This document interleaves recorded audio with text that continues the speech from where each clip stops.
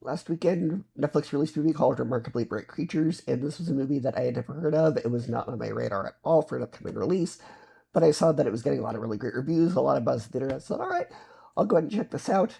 So here's my review.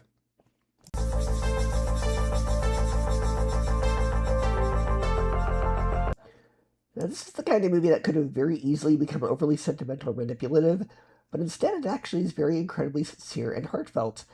At its core, this is a really touching found family story about two deeply lonely people who are both carrying years of emotional baggage and grief.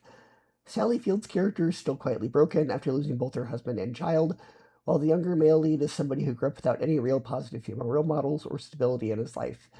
They're both emotionally closed off in different ways, and when they first meet, they mostly just frustrate each other and project their personal problems onto one another.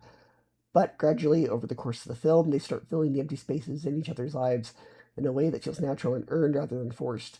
And there's a reason this movie was released on Mother's Day weekend, because so much of it is about healing, parental love, forgiveness, and finding family in unexpected places. And the emotional core of the movie really works. There were multiple scenes where I was genuinely on the verge of tears because the film understands how to portray loneliness in a very human way.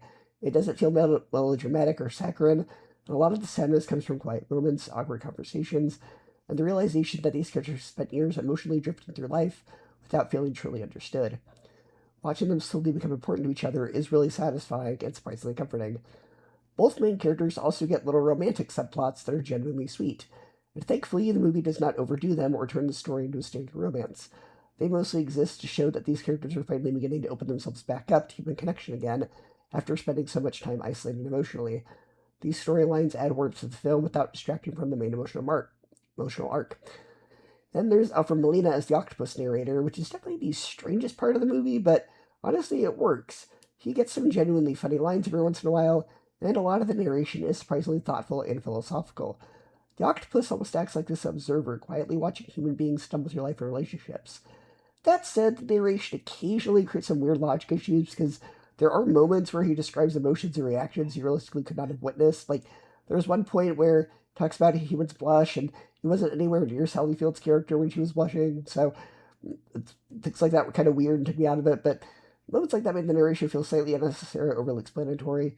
And I think the movie is emotionally strong enough that it didn't always need the voiceover telling us what to feel. Still, there are relatively minor complaints in a movie that has a tremendous amount of heart.